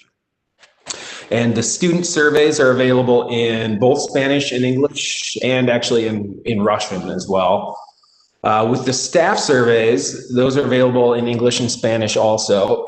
And the topics include culture, relationships, engagement, professional development and support, safety, and then again, the distance learning and diversity and inclusion add-ons. And then with the families, they have 8 languages. In addition to English, Spanish, Russian, they have, trying to remember here, I think Vietnamese, Korean, Chinese, French, and maybe 1 or 2 others. And they also do, for topics, they have culture, they have engagement, relationships, communication and feedback, school safety, resources for the school, and then again, diversity, equity, inclusion, and distance learning. So one of the really cool things with this is You heard the same topics across all three of these. So like engagement, students and staff and family do that. Relationships, culture, diversity. So it'll allow us to actually triangulate data. So get the student perspective on it, get staff's perspectives on it, and also hear what families have to say.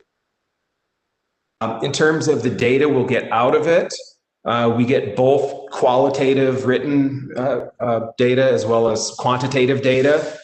And the reporting system's really slick. It's online, web-based. It's got interactive reports that'll allow us to do analyses or make comparisons by various demographic variables, as well as by different cohorts of schools. So for example, if you wanted to, you could compare a school in Ben Lapine to other schools in the nation or other schools in Oregon, or drill down to like, let's just compare to other suburban types of schools or other schools that have similar socioeconomic characteristics. So there's kind of a lot of different ways to slice and dice this and dig into it. Another resource they have, they call it a resource backpack, but it's basically a curated digital library. So it has a bunch of strategies and protocols and resources that are linked directly back to the survey questions. So if a school sees that something jumped out as being exceptionally low, exceptionally high, or just very interesting for whatever reason, there's resources that they can tap into to dig further into that work. And then as part of all of this, as soon as we get our data back, we're going to give the survey in January. It's about a 2-week span. And then by early February, we expect to have all the data back. And then we are going to work with Youth Truth to provide some training workshops for all of our school administrators. So we'll do one targeted specifically for all of our elementary admins and one specifically for all of our secondary. And so they will come in and help everyone understand how to interpret the data, how to read the reports, and ultimately how to share the results with constituents and what actions would be best to take based on the data. So that's the super quick summary, and I'm happy to field any questions.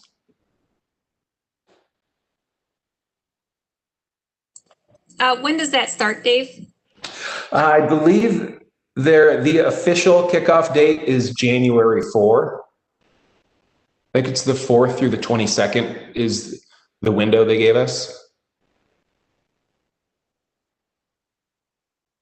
So we're going to be spending the next 4 weeks or so really ramping up what the communication effort needs to look like. How do we market this, make people aware that this is coming, and try to ensure that we get our participation rates as high as possible.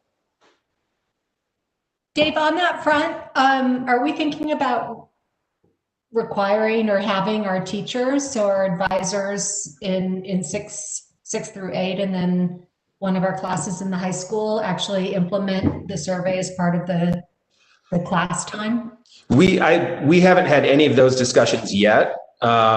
We just on Monday got our first kind of high-level overview of the timeline of kind of as things happen over the next couple of months, and just an overall like a training webinar that we need to share with all the administrators so that they can start to get familiar with it. Then we'll get another packet of information will trickle out probably in later November. So I think that's probably something we'll talk about or consider. And basically, I think whatever we can do to get our response rates as high as possible, I'm sure is what we're interested in doing. And I would add the same for the Wednesday staff improvement Wednesday time, and whether we can just carve some time out for our staff to take it as well. Thank you, Dave. Appreciate that overview. Any other questions for Dave or Kinsey or John or myself? I know I shared a lot of information tonight, and these are even just a few highlights of all the different things that we're working on right now. And we can always come back and report in more detail on any of these if you have additional interest. So we just want to open it up to questions.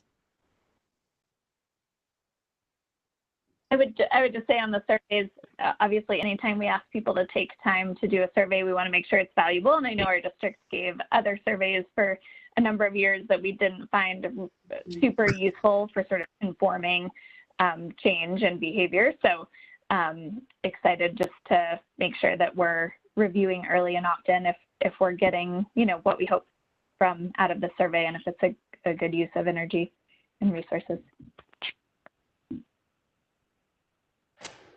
Yeah, I just wanted to share an appreciation, Katie, to you, and then I already shared one with John, but with Dave and Kinsey as well. I just feel like this conversation tonight was really rooted in what your goals are, what the data is, and then what your actions are. And I just really am excited about all of these reports that we've had tonight. So thank you. Thank you, Melissa. Appreciate that. All right, so I think that wraps up this part of it, unless you guys have any more questions for me.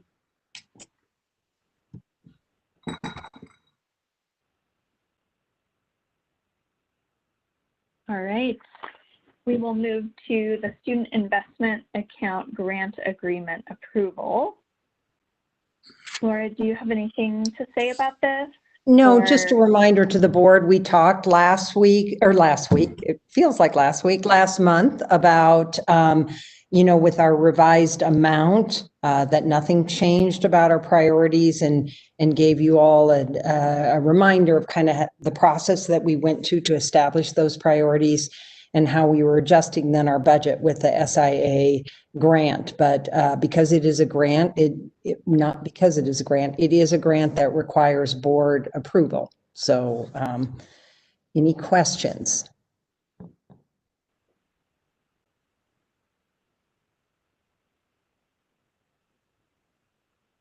I don't have any further questions. I would move to approve our State of Oregon grant agreement for Ben Pine Administrative School District 1. I would second. All in favor? Aye. Aye. Any opposed? All right, motion passes. Thank you, Laura and team, for your great work on that. So now we have, I've got to find my way back to the agenda. I think, was it approval of those EL changes? Sorry, trying to get back to my cover sheet here. It is. I just wanted to give the board a couple of quick updates. There were some small revisions that we made based on feedback from Laura, from Andrea, from Sean Reinhardt, and then also from our board members. And so nothing is substantive, but I just wanted to walk through and make sure people know that one of the things we did, we had some language around consequences, and in EL3 around treatment of students, we really moved up the part about restorative practices to have that lead in the section. That was a great suggestion. In EL3 and 8, we separated out, previously we used the term social emotional, and we separated out social and emotional learning instead of being hyphenated, because they're actually two different pieces. Again, great suggestion. We expanded language. Whenever we previously said historically underrepresented, we changed it to historically and currently underrepresented, because we want to actually change that trajectory so that they're not moving forward. And then there was a question on, you know, I think just in the times that we're in, what does it mean to have civil discourse with integrity? And so we just kind of trimmed it back a little bit to say that we're respecting people and modeling civil discourse. I think there's still in interpretation around what civil discourse is. I think that we can fall back on the City Club of Central Oregon's civility guidelines, but just trimmed that back a little bit to provide more focus and less room for random interpretation of what we meant.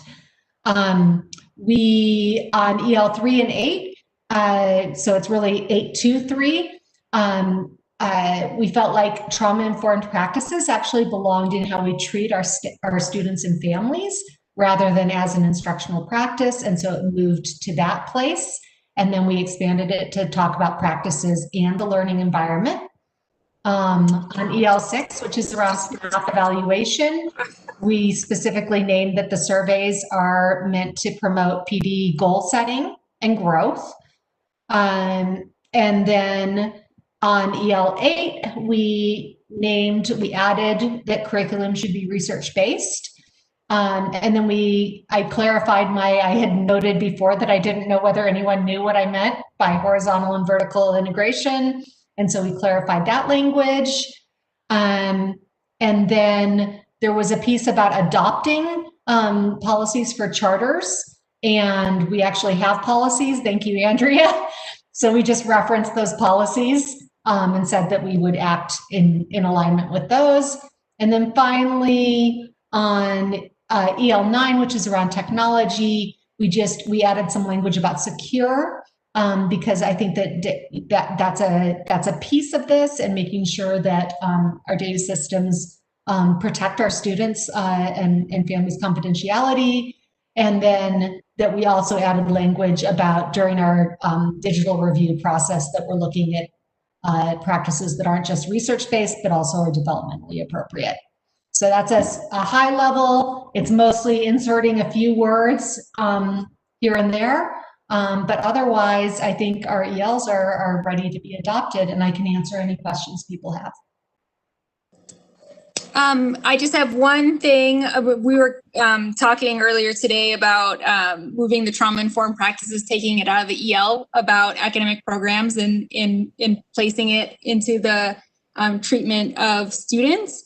And I think when I had it in the academic programs, I had specifically said trauma-informed learning environments. And then when it transferred into treatment of students, learning environment stayed there. If we could take learning out, so it's all environments. So it says ensure trauma-informed practices and environment. So it's not just the learning environment, it's any environment within our school district. Does that make sense? Yeah, it makes a lot of sense. So that we're utilizing that practice when a parent comes into the front office, not just when a child is in the classroom. Yeah. So let's strike learning. Thank you.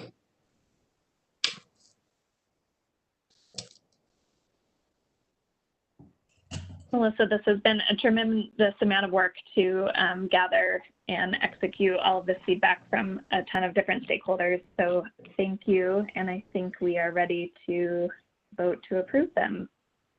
Great. So then I would move to approve them with the addition that we will strike the word learning from EL3 on the environment piece of trauma-informed practice. Excellent. Second. Can we take that as a motion, Melissa? Yes, I move.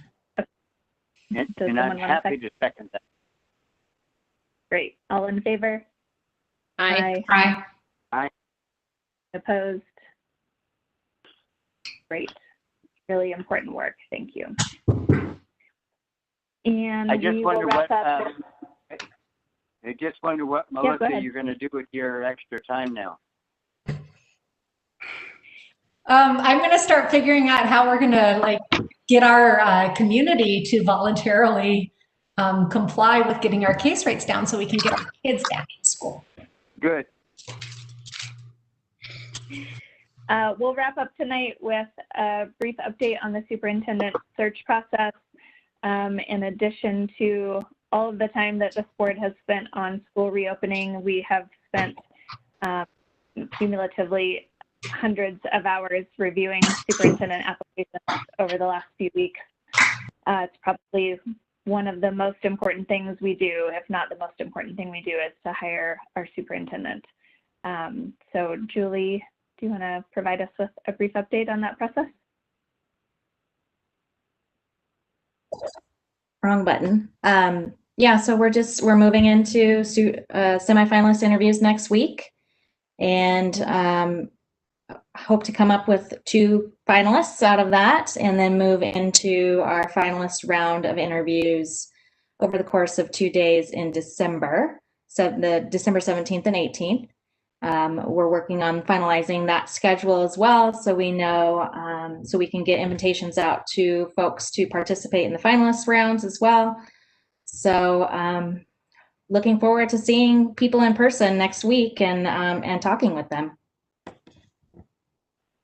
And we selected 6 semifinalists to move forward, so we're hoping to choose 2 out of those 6, and we have a selection committee of 17 people. I think it's our board chose to really ensure that we had a really good diversity of voices on our selection committee. So it's pretty big, but we're excited about the group that's going to help us select that really represents every perspective within our district. And then of course, during the finalist interviews, we will include a community forum and a number of forums for students and other community leaders to participate in. So feeling really good about the process. Thanks for your leadership on that, Julie. And that's it. Any board comments before we sign off tonight? I do. I have some comments. I just wanted to share our kindness campaign video. I don't know if everybody's seen it, but just so it's out there for the public. I know it's making its rounds as well, but I'd love to share that. And thank you, Andrea, for allowing me to. And just a few things that Alondra sent me as well about the video. That this is, the district hopes to inspire students and also more broadly our Central Oregon community to choose kindness and ultimately create a kinder community. Time to coincide with World Kindness Day, November 13th. The video features 8th graders in the Where Everyone Belongs program, an anti-bullying program at many of our middle schools. These are student leaders who are helping to create kind, inclusive, welcoming schools for all students. We asked students, what kind of challenges do you see in your community? What does it feel like when someone is kind to you? We know that our students learn from the atmosphere and actions they experience in our community. We want to take a moment and ask Central Oregonians to step back, reflect, and try to choose kindness. We know that people are feeling stress and anxiety now, but channeling anxiety into anger, into hostility has a negative impact on each other and on our kids. Our students are watching us and our behavior, and it affects them. So we're asking the community to join in our kindness campaign.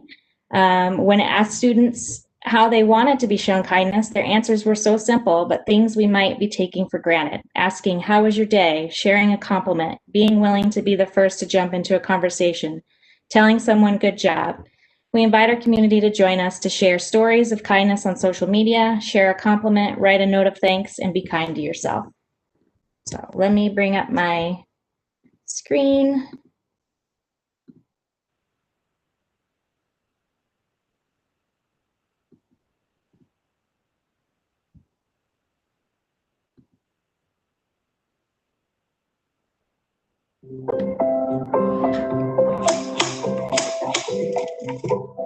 It makes me feel good when people say, how are you doing? Good job. Nice work. Can we be best friends?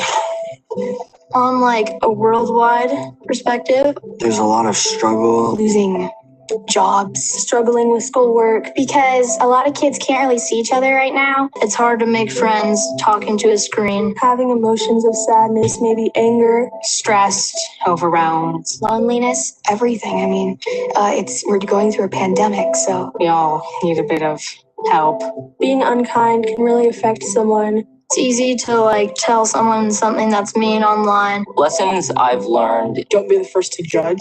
Treat people equal. Even if someone has very different beliefs. But treat others the way they want to be treated. Is that the way you would want to be treated? If you have struggles. If you're having a hard time. Just know that there's always a chance for you. Everybody's got your back. Everybody's watching over you. And it's not going to feel like this forever. I think that you should be happy because you deserve it. And you have the skills to get through what you're going through. Someone's kind to me, it brings my day up because I know that someone's always there for me. ripple effect can be big or small, but it just gives you another boost of confidence to keep you going. Oh, that person was nice to me. Today is going to be a good day. Knowing that my school is a kind place. You definitely learn better. I want to be able to say that I live in a community that helps others through tough times, accepts everybody for who they are, that has each other's backs, cares about one another, and has the courage to be kind. Take it from a middle schooler. Being kind feels good. Kindness is a sign of strength. Choose kindness. Help us make a kinder Central Oregon.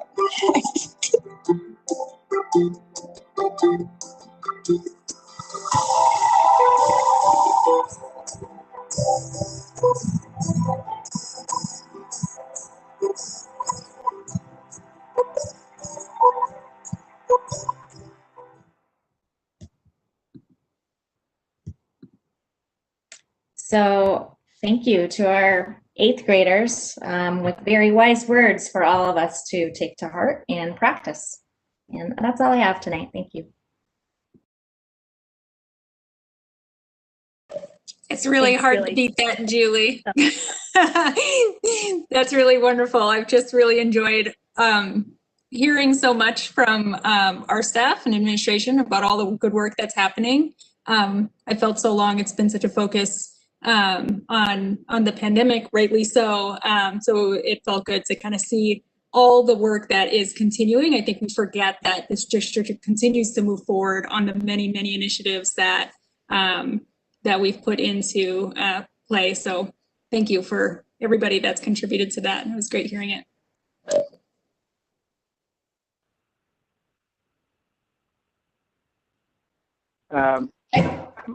My only closing comment is I really want to reach out and Carrie, thank you for your energy, your board leadership in terms of trying to reach out to a broader community.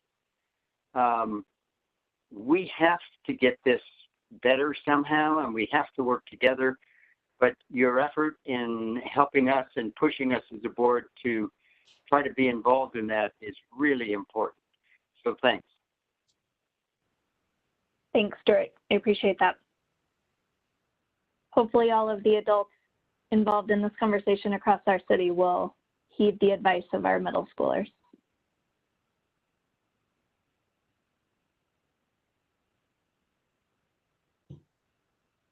All right. Thanks, everyone. I will see you all on Friday to start talking about superintendent interviews again. Thanks. Wait, Thursday, right? Friday. Thursday for the meeting, for the council meeting, Friday for orientation for interviews. Got it. See you later. Bye. Bye. Good night. Good night.